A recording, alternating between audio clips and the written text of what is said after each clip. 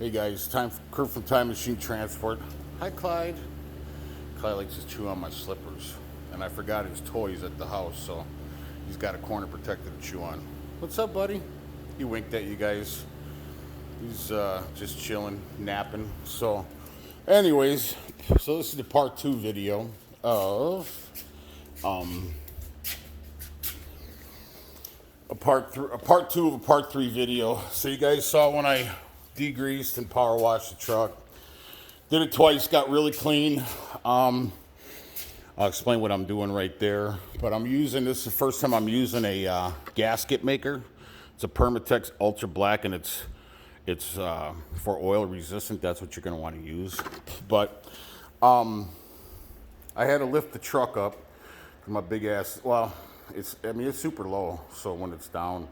But when you do that, be safe. Put a jack stand underneath there, and make sure you prop the wheels with some wood, because if that thing comes down on you, you will be crushed to death. So, anyways, I wanted to take the steering shaft up, but I couldn't. It's not on the right angle, and I'd have to get in here. There's a T, and I'd have to get the ring piece out and pop it. It was just, I don't know. It's pretty tight though, unfortunately. But so when you use the gasket maker, make sure your surface is 100% clean, and make sure you go around the bolt holes, all right, and use more than not enough. I probably overdid it a little bit, but obviously go all the way around the unit, but make sure it's really clean. And I've had it on now for about a half hour, letting it tack up a little bit. And on my other video, on when I installed the brand new compressor on another one of our trucks, this centerpiece is called a spider gear. And inside there, you can see the teeth that this has to line up on. So if it doesn't line up, I then have to pull the power steering pump, pull that out, and then so I can grab my hand and actually turn the gear to line up with the teeth on the spider gear. And this does come out. So what I did on my other video, when I installed the brand new one, I pulled this out and I tried not to move my hand, and I stuck it into the water pump and pulled it back out and then set it in there. So I'm hoping that it works on this the exact same way on this time. So I did have a super big problem. So this fitting here, I had an extra one at the shop, thank goodness. But Saturday I was here till about midnight or so. And after I power washed it and got everything out, and this line right here, the end and the end of this, well, this is the fitting I had extra, but it was seized on there so tight that I literally broke both ends. This is what the fitting looked like. It was an L, and it went something like that. So this whole piece snapped off, and I had coolant all over the shop, so I was able to grab a bucket and save some of it. But anyways, I have the spline screw extractor, since I had to extract the threaded part that went into the compressor, and then I was able to pull this line. Now you won't be able to do this if you have a Freightliner Century class, because it's I had this modified at a shop when I was on the road. I had a coolant leak, and Greg Horsfall, that fucking piece of shit, the one that fucked up the compressor the first time, he slammed the compressor down onto the stainless steel line and put a crack in it. And I had a major coolant leak. But there's a line, a stainless steel line, that goes from the compressor all the way through the front by the fan belts there, all the way to the passenger side. It's one continuous line. Well, they were trying to get me for $400 for that stainless steel line at the TA in Walcott, Iowa, at the Super 80. Anyways, but then when I told them, I said, well, I'm kind of stuck, I got to do it. So then when they went to extract the bolts or remove the bolts from the front of the block, the bolts were too long. They wouldn't come out. So the guy's like, you got to take off the whole radiator, The fan, the condenser, everything's got to come out so we can remove those bolts. I said, hell no, hell no. And if you guys run into the same problem, you don't have to do that. I'll tell you I'll tell you what you should do, because if you have to remove all this stuff, man, that's a lot of labor, a lot of money. Plus, if you remove the condenser and everything, you're probably going to have your AC refilled. So that's also more money, another $300-400. So, anyways, what I told the guy was, "Do you have a cutting wheel?" He said, "Yes." I said, I'll see if I can see the line in there. Yeah, see that line right there, open? That's a stainless steel. Well, there's stainless steel now. I don't know if I think it is, or it's copper. Copper or stainless steel. I think the new ones are stainless steel. Anyways, it goes all the way around the front of the block. So I had the guy cut that piece that was broken that went into the compressor, which goes into this fitting. And I had him make me up a high pressure hose with a fitting on it that fit the end of this fitting. And I had him double hose clamp it.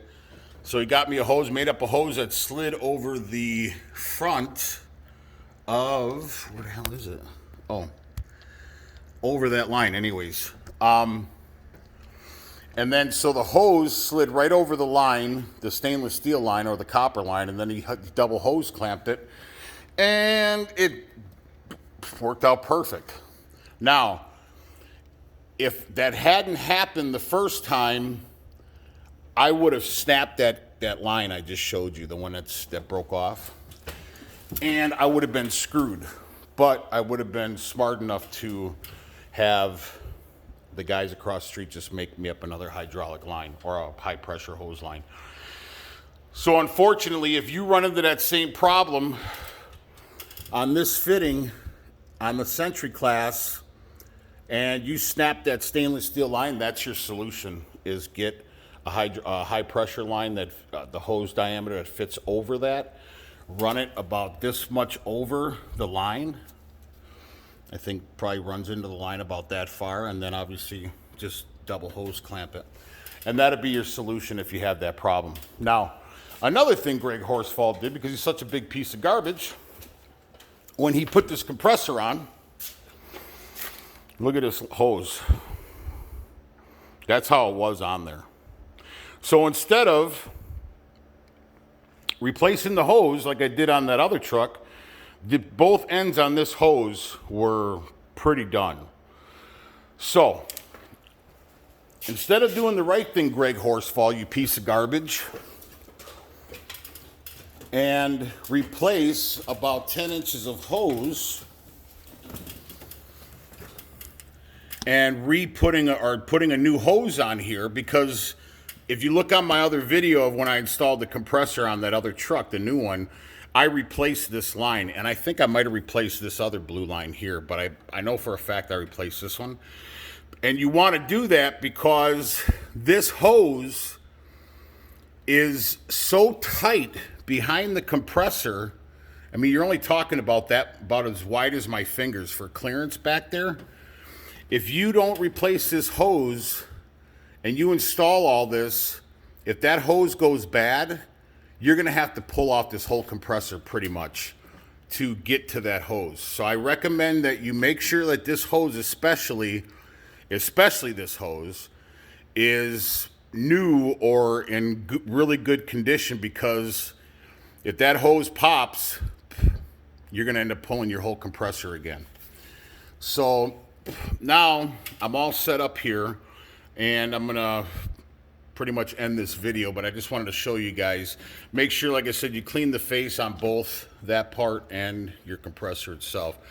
Clean the heck out of it. Use brake cleaner. If you have excess gasket on there, I use a razor blade and some sandpaper or a wire brush and get the excess off, because you don't want to put this stuff over an old piece of gasket. It won't seal. And another thing, I chose to go with the gasket maker because Greg Horsfall, again, big piece of garbage, when he put the compressor on, he ripped the paper gasket. And instead of pulling that off and redoing it or using gasket maker, he went ahead and installed it anyways. So I had a small oil leak of, you could see like oil residue that was pouring out a little bit. It wasn't a bad drip, but it was still a leak. Obviously, you put a new compressor or you put a new gasket on, you want to prevent leaks. Any leak on a truck is bad, or a vehicle, period. So, of course, Greg Horsfall, piece of garbage, didn't want to do that because he's lazy, and he just left the ripped gasket, and that's the problem for everything. And then he didn't tighten down the bolts, like I said when I showed in my other video, the big oil spill. And it was my fault as well because I didn't post-trip the truck, but he didn't tighten down the bolts tight enough. So what I did is I'm not going to use Loctite because if I ever have to pull it again, I don't want to have a beast of a time. So what I did was I had lock washers. Where is my bolt? Oh, right here. So what I'm going to use lock washers. I had 4 of them in a bin, so it's 4 bolts to put the compressor back on, and these 3 plus that one. So there's 4 bolts. Use lock washers so you don't have the problem that I had. And then the fuel pump also was loose. Oh, another thing. So when I pulled the fuel pump, this piece here that the fuel pump sensor is installed on the fuel pump. And on the fuel pump, you also have this plastic piece right here. Make sure that when you reinstall your fuel pump that this is back on. And I've heard of guys that have put it back on and this had fallen off and they didn't realize. So make sure that plastic is in there. And this whole fitting moved. So I was sucking air, and when I went to go remove this, the fuel pump was loose as well. And there's a bracket, and it fell on the ground. Anyways, I won't show you that, but there's a bracket that mounts to the motor block. If it wasn't for that bracket, my compressor would have shaken right out of the truck if it weren't for that bracket. So thank God for that. And I hope this video was informative. I'll do a part 3 when it's installed and everything is running properly. So, and the air leak went away in the dash after I power washed it twice. I sprayed it twice with industrial degreaser, and then I power washed it twice. So I sprayed it, and then I let the motor run, and then I power washed it, let the motor run to dry the water, and then I resprayed it with oil or degreaser, and then I power washed it again. When I was running the motor to dry the water before I pulled it back in the shop, when I jumped inside the cab, my dash leak went away. So I don't know. I don't know if it is something pertaining to this, but that's why I'll do a part 3 video to let you guys know if the backfeed, the air leak in the dash went away. So anyways, I hope this video finds you well. Please like and subscribe to the channel. Ciao.